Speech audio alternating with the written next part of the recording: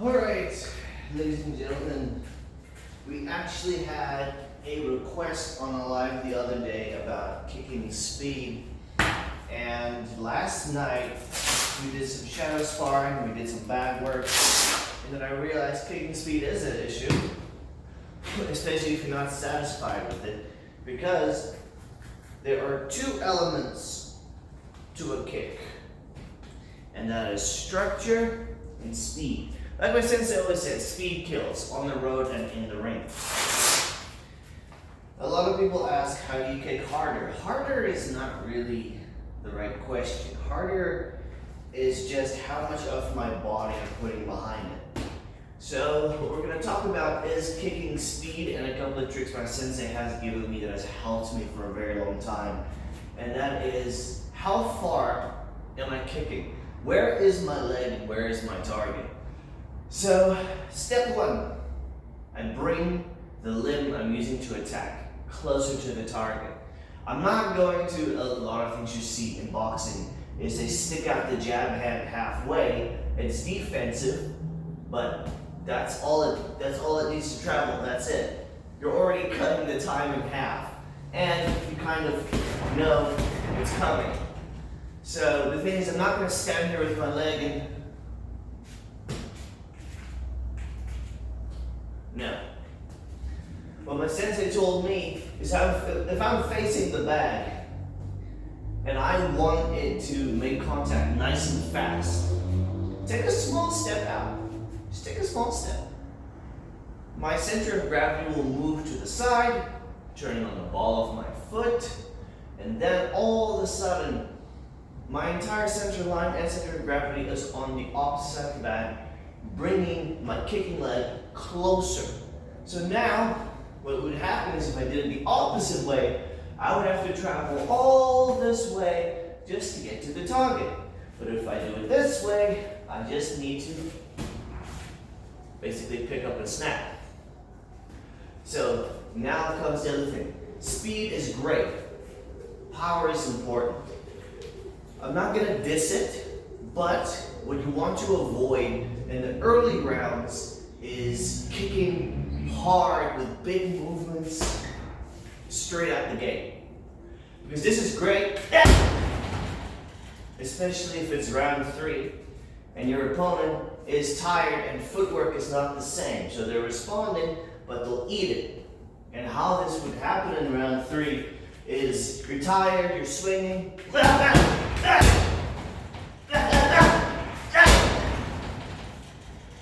and that happens. But in round 1, like my sensei says, speed kills. Then you have to have good technique and you need to use your body. Sensei Mornay put it beautifully.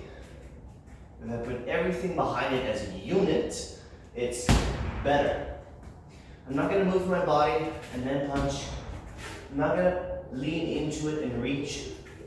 So now, to kick fast, nice and fresh, we're going to take the roundhouse as our example for today. What I'm going to do is I'm going to break down the technique first.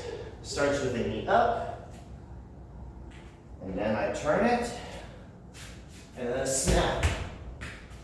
The thing is, nobody's going to kick like that in a fight. You put it all together, and here's the trick. The big thing to bring in a little bit more is when I'm throwing my combination and I prepare my footwork mid. I prepare my footwork. I'm turning on the ball of my foot because that is the most important criteria of a roundhouse. If I do this and try and do a roundhouse, ligaments gone, off. 9 months, no right leg. So I'm setting it up, turn on the ball of my foot, turn it back, turn on the ball of my foot. So setting it up is important because I don't want to go boom, boom. Like watching a chihuahua trying to jump onto a bed. My sensei calls it triple, triple. So basically, you want to set it up smoothly. And to be honest, it's not even that it's fast. It isn't. It's just, if you put it into a combination, it flows with it. Because if I do anything on its own, no matter how fast it is, Just to tell. They're gonna see me turn. They're gonna see me shift my weight. Because if I do shift my weight, two things are gonna happen. Either I'm gonna throw a punch, or I'm gonna throw a kick. And all he has to do is keep his guard high and check. That's it. That's why speed kills, but you have to make it flow with something else. So, let's quickly get into another one. You did ask for a front kick, so we're gonna have two basic kicks today. Number one is the roundhouse. It's fantastic. It's a very simple kick. And step by step, everything is difficult. But if you put it together, it's not that hard. So, let's do it step by step, so you know how we suffer. It is knee up, turning on this foot, facing that way, and a snap. That's a roundhouse. But the thing is, if I just put it together, I make sure of two things. My knee is up and this foot turns. The rest is natural. Then I just do this. That's it. That's how you make a roundhouse snap. That is a roundhouse. Now, the first kick you ever learn in kickboxing is a front kick. Usually from the front leg. It's easier from the front leg, and it's nicer from the front leg. So, same thing. Every kick starts with it, knee up.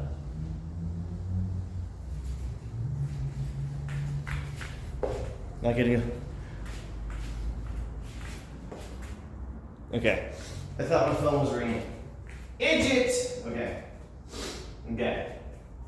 Okay, so every kick starts with it, knee up. I don't need to turn, but it's a habit.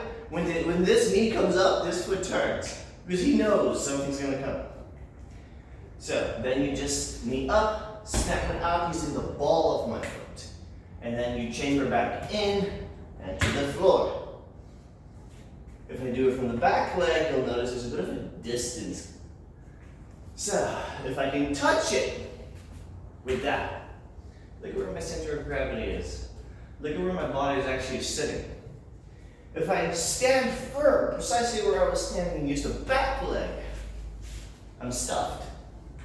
You can't do, unless you do this awkward little, now, if you do a front kick from the back leg, there's a bit of distance that still needs to change. We call this basically just a footwork adjustment. If I can do this and I put it down a little bit more back, so that I can use my back leg. And now, I'm gonna throw a front kick, same thing as last time. Speed kills, speed is good, but a front kick is a bit more of a complicated tool than a roundhouse. I can use this to create distance, I can use this to measure, I can even use this to make my opponent think I'm gonna throw plenty. You can use your front kick for many, many things, but the best thing it is used for is if it's the last round and you're both tired. A front kick is the hardest kick to throw when you're tired, but trust me, when your footwork does not work, and you just keep them away. You just keep them away, that's it. Comes in, boom, keep them away, catch my breath. Boom, keep them away, catch my breath. Boom, keep them away, catch my breath. Boom. That's it. The thing is, eventually he'll read it. Then you can use it for something else. He starts scooping. He starts elbowing it, which is legal. It's not an elbow, it's a block. He'll hit your ankle with his elbow, and that hurts. So what I do then is I'll fake it.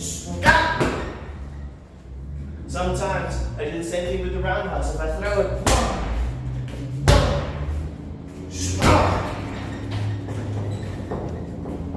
I know we're straying from the topic, but yeah, that's so far. That is speed and two techniques and power, because power isn't actually power. It's not salt and pepper, it's just salt with a bit more spice. Thank you for watching.